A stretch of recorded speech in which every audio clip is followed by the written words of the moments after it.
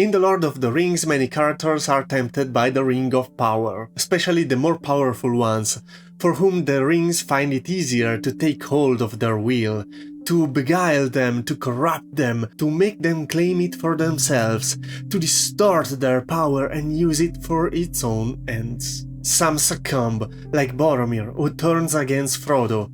Others resist, like Aragorn, who leaves the hobbit free to continue the journey alone. But there are other characters who really makes you wonder, what if he or she had taken the ring? Galadriel's mirror scene is very powerful and cannot help but raise this question.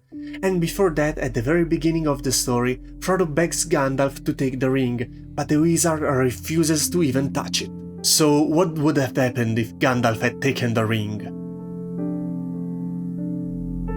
The first thing to remember is that the ring is a magical artifact of immense power, but not only that, it is also bound to Sauron, and there is no way to master the ring without colliding with the will of the Dark Lord. And if it is difficult to resist, it is almost impossible to defeat.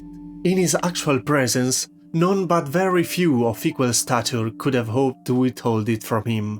Of mortals, no one, not even Aragorn. In the contest of the Palantir, Aragorn was the rightful owner.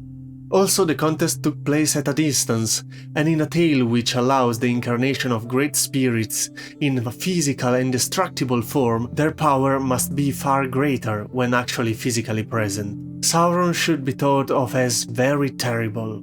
The form that he took was that of a man of more than human stature, but not gigantic. In his earlier incarnation he was able to veil his power, as Gandalf did, and could appear as a commanding figure of great strength of body and supremely royal demeanor and countenance. No mortal could have triumphed over Sauron, but perhaps another immortal spirit of the same order, another Maya? Yes. Of the others, only Gandalf might be expected to master him, being an emissary of the powers and a creature of the same order, an immortal spirit taking visible physical form. In the Mirror of Galadriel, it appears that Galadriel conceived herself as capable of wielding the ring and supplanting the Dark Lord. If so, so also were the other guardians of the tree, especially Elrond. But this is another matter. It was part of the essential deceit of the ring to fill minds with imaginations of supreme power.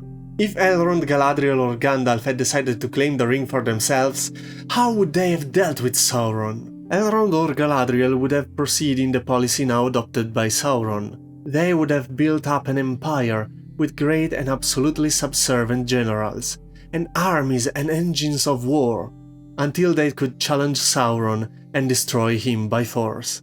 Confrontation of Sauron alone, unaided, self-to-self, was not contemplated. One can imagine the scene in which Gandalf, say, was placed in such position. It would be a delicate balance. On one side, the true allegiance of the ring to Sauron, on the other, superior strength, because Sauron was not actually in possession, and perhaps also because he was weakened by long corruption and expenditure of will in dominating inferiors. And what would have become of Sauron in case of defeat? If Gandalf proved the victor, the result would have been for Sauron the same as the destruction of the ring. For him it would have been destroyed, taken from him forever, but the ring and all its works would have been endured. It would have been the master in the end. At this point, with Sauron defeated and Gandalf as the Lord of the Ring, at first glance and for the first time, everything seemed to have worked out for the best. But Gandalf as Ring Lord would have been far worse than Sauron. He would have remained righteous, but self-righteous.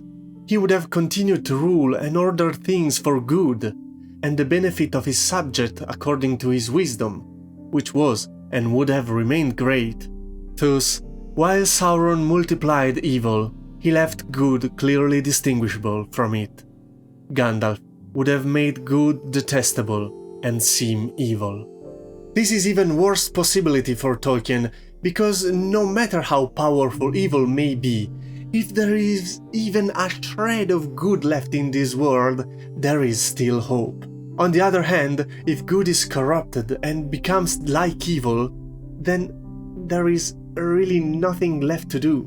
Thank you for following me this far. Let me know in the comments what you think, and if you're enjoying these videos about Lord of the Rings lore and the Tolkien lore in general. If you want more, I recommend you this video. I thank my patrons for their support, and as always, I wish you a good reading and a good writing. Bye!